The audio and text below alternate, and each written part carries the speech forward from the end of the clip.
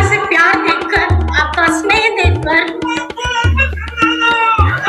आज मुझे वही ताकत मिल रही है जो मैंने सपने में भी कभी नहीं सोचा था।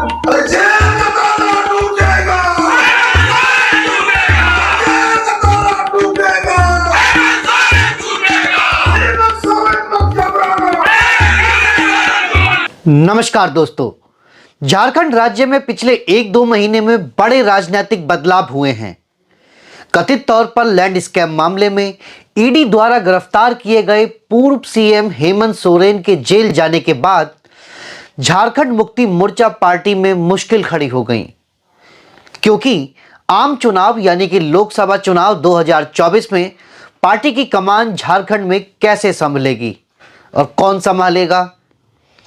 लोकसभा चुनाव के लिए बिचती बिसात के बीच झारखंड की सियासत में सबकी निगाहें टिकी थी कि कल्पना सोरेन को लेकर तरह तरह की चर्चाएं भी थी। जेल में पति है, मुश्किल में पार्टी है, अब ऐसे में कल्पना सोरेन कमान संभाल पाएंगी या नहीं संभाल पाएंगी। तो दोस्तों, पूरे 1 महीने बाद कल्पना सोरेन ने उन तमाम अटकलों से पर्दा उठा दिया है। कल्पना सोरेन इस वक्त जिस प्रतिक्रिया में नजर आ रही हैं, उससे विरोधियों के हौसले पस्त नजर आ रहे हैं। कल्पना सोरेन न सिर्फ हेमंत सोरेन की गैर मौजूदगी में झारखंड मुक्ति मोर्चा के कार्यकर्ताओं और समर्थकों को लामबंद करने में जुट गई हैं, बल्कि पिछले 8 दिनों के दौरान कल्पना सोरेन ने अलग अलग जगहों पर 5 बड़ी सभाओं में न सिर्फ भागीदारी की है, बल्कि मुख्य वक्ता और पार्टी के चेहरे के तौर पर मंच संभाला है। कल्पना सोरेन अपनी सभाओं में हेमंत सोरेन की गिरफ्तारी के खिलाफ भाजपा पर निशाना साध रही हैं। वे इन बातों पर जोर दे रही हैं कि झारखंड और झारखंडी झुकेगा नहीं। उनका एक बयान भी वायरल हो रहा है।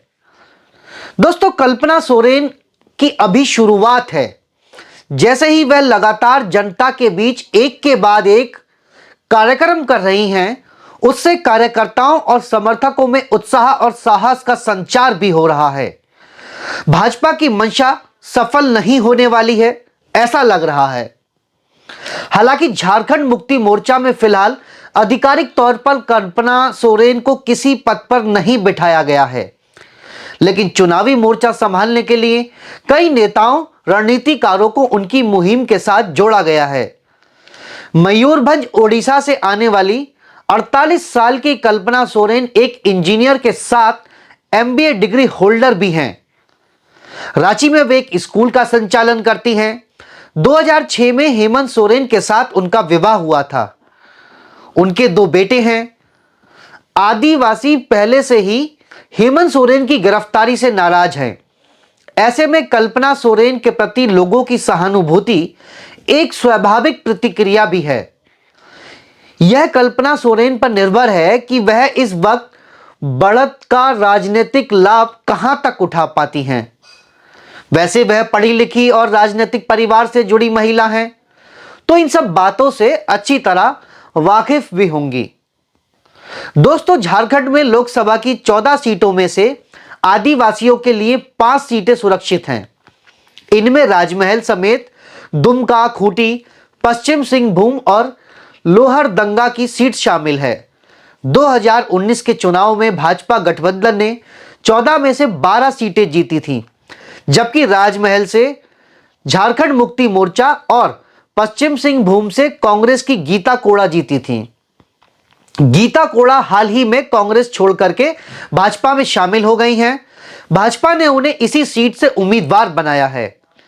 इस सीट से कभी शिबू सोरेन 8 बार चुनाव जीते थे, लेकिन 2019 के चुनाव में वे 47,590 वोटों से हार गए थे।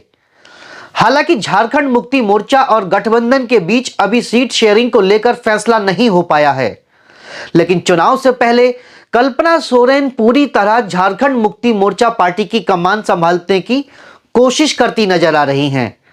होने वाले 2024 के आम चुनाव में वह पार्टी के खाते में कितनी लोकसभा सीट ट्रांसफर कर पाती हैं, यह तो आने वाला वक्त ही बताएगा। लेकिन दोस्तों, जिस तरीके से हेमंत सोरेन के जेल जाने के बाद कल्पना सोरेन की एंट्री हुई है, क्या यह हेमंत सोरेन का बीजेपी के लिए मास्टर स्ट्रोक है? इस पर आप हमें अपनी राय जरूर दीजिएगा। लोकसभा की तमाम खबरों में बने रहने के लिए आप बने रहिए हिंदवार के साथ। नमस्कार।